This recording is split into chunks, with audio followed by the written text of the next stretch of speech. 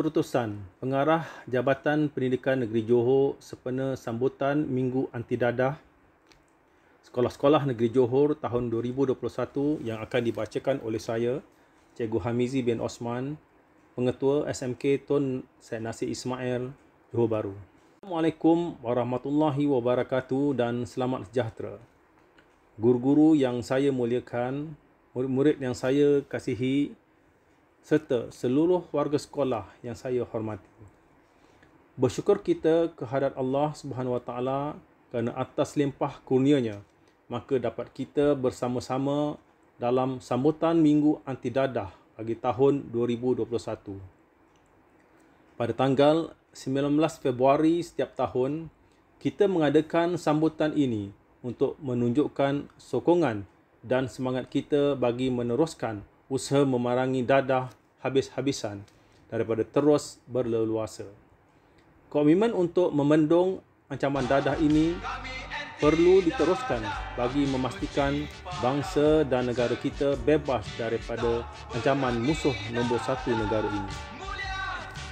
Susulan situasi normal baru ini, program pendidikan pencegahan dadah perlu menjalani transformasi terutama dari pihak sekolah dalam menjalankan aktiviti pencegahan di sekolah. Diharapkan pihak sekolah boleh merancang pelaksanaan program pendidikan pencegahan dadah secara PDPR sebagai kesinambungan pendidikan pencegahan dalam talian mengikut kesesuaian situasi dengan normal baru serta mematuhi SOP seperti yang digariskan oleh Kementerian Pendidikan Malaysia. Aktiviti dan komitmen para guru sangat dituntut dalam membugarkan aktiviti program pendidikan pencegahan dadah tahun ini mengikut situasi semasa agar ianya menarik walaupun dijalankan secara kemampuan guru-guru serta murid-murid sekalian. Sesungguhnya usaha mencegah penyalahgunaan dadah dalam kalangan murid dilaksanakan melalui aktiviti-aktiviti yang berfokus kepada pembinaan jati diri dan siasah murid. Melalui pendekatan ini, diharap akan terbinalah disiplin kendiri yang kental dan budi pekerti mulia serta terpuji dalam diri setiap murid. Semua murid perlu diberikan pengetahuan mengenai bahaya dadah secara berterusan dari masa ke semasa. Ilmu pengetahuan mengenai bahaya dadah ini haruslah kekal di dalam diri murid-murid, bukan sahaja ketika di alam persekolahan tetapi juga setelah tamat dalam talian. Oleh itu, tahun ini saya sangat menggalakkan program pendidikan pencegahan dadah ini menjadi program sisipan dalam PDPR murid di rumah. Ia bagi memastikan murid negeri ini bebas dari ancaman dadah. Faktor utama yang menentukan kejayaan program pendidikan pencegahan dadah adalah bergantung kepada kerjasama dan komitmen semua pihak. Guru-guru, ibu bapa dan murid sendiri termasuklah komuniti yang terlibat secara dengan. Tema sambutan bagi Minggu Anti Dadah pada tahun ini ialah lebih baik cegah. Ingin saya tekankan di sini bahawa semua pihak memainkan peranan dalam pencegahan dadah ini, terutama pihak ibu bapa kerana jati diri murid-murid ini dibentuk bermula dari rumah. Ia disambut oleh guru-guru di sekolah bagi menjadikan sasiah diri murid-murid ini lebih terpuji. Pelaksanaan aktiviti-aktiviti pendidikan pencegahan dadah bukan sahaja menjadi tugasan pihak-pihak tertentu, sebaliknya perlu digalas oleh semua pihak. Pihak Kementerian Pendidikan juga melalui Jabatan Pendidikan Negeri telah mengambil inisiatif menjalankan kerjasama dengan Agensi Anti Dadah Kebangsaan AADK, Kementerian Kesihatan Malaysia KKM, Polis Diraja Malaysia PDRM dan agensi lain seperti bagi memastikan pencegahan awal dapat dibuat bagi memastikan murid sekolah benar-benar terhindar daripada sebarang bentuk penagihan sama ada rokok, dadah dan sebagainya. Pencegahan ini mesti dilaksanakan secara bersungguh-sungguh, bukan saja melibatkan pihak sekolah, malah yang lebih penting adalah para ibu bapa dan komuniti sekitarnya. Kata, sekali lagi saya menyeru kepada semua warga sekolah, guru-guru dan murid-murid agar sentiasa berusaha mengekang pengaruh dadah daripada mengancam sekolah kita.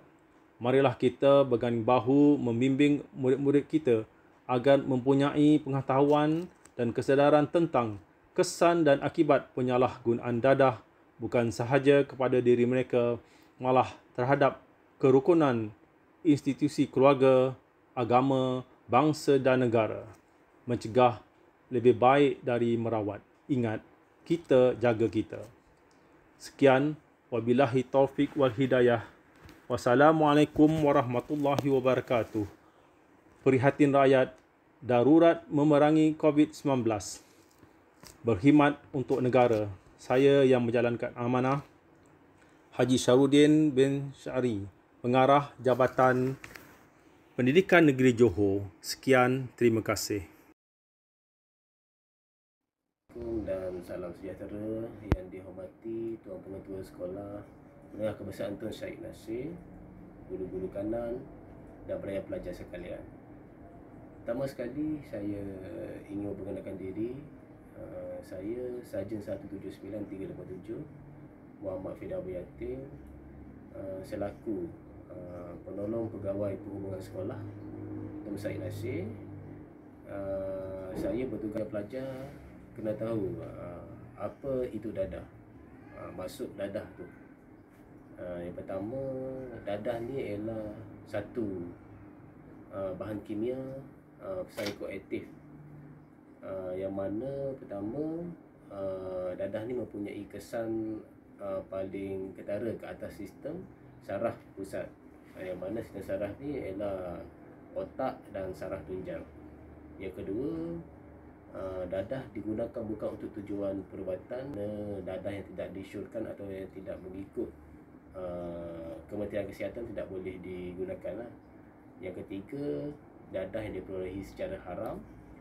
Yang keempat, membawa kepada pengantungan fizikal dan psikologikal, serta meningkatkan daya tahan terhadap dadah. Undang-undang dadah Malaysia ni, Undang-undang dadah Malaysia ni terbahagi kepada 5 lah undang-undang yang berkenaan dengan dadah. Yang pertama ialah Akta Dadah Bahaya 1952, Akta Penagih Dadah Rawatan dan Pemulihan 1983, yang mana dadah ni untuk akta ni untuk penagih-penagih dadah. Yang ketiga, Akta Dadah Bahaya Langkah-langkah Pencegahan Khas 1985.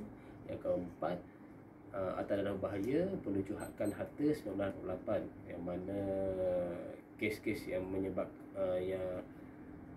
melibatkan penyitaan harta di bawah Akta Dadah Bahaya Penujukan Hakkan Harta 1988. Yang kelima ialah Akta Racun 1952. Kesan dadah kepada fizikal, bagi seseorang yang terlibat dalam penyalahgunaan dadah ni, yang mana kita dapat kesan kepada fizikal dia, kepada tubuh badan dia lah.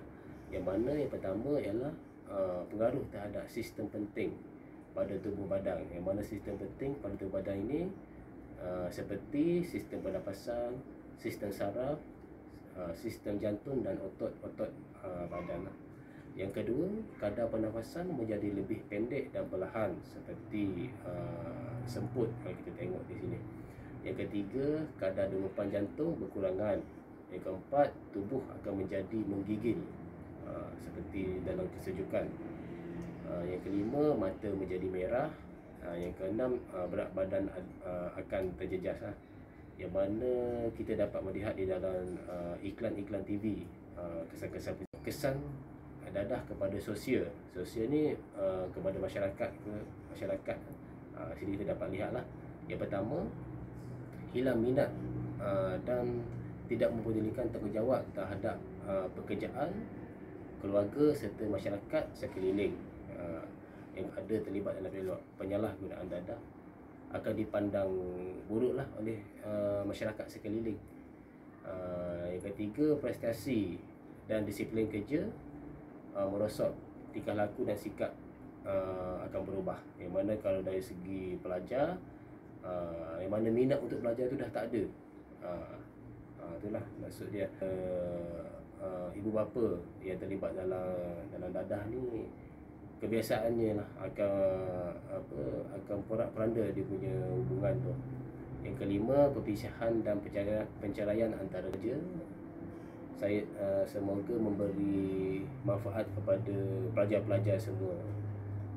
Yang baik datang daripada Allah Subhanahu Taala, yang buruk datang daripada kesilapan saya sendiri. Assalamualaikum warahmatullahi wabarakatuh. Terima kasih.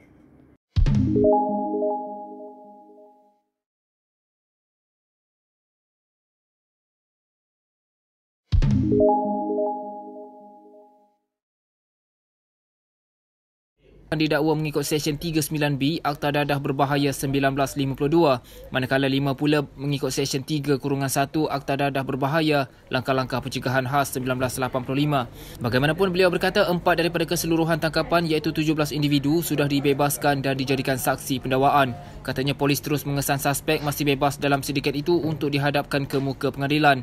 Bagi kesalahan mengikut Seksyen 39B Akta Dadah Berbahaya 1952, jika sabit kesalahan, hukuman mati atau penjara seumur hidup dan boleh dikenakan sebatan. Manakala Seksyen 3-1 Akta Dadah Berbahaya Langkah-Langkah Pencegahan khas 1985 pula akan ditahan di Pusat Pemulihan Akhlak selama 2 tahun dan perintah sekatan.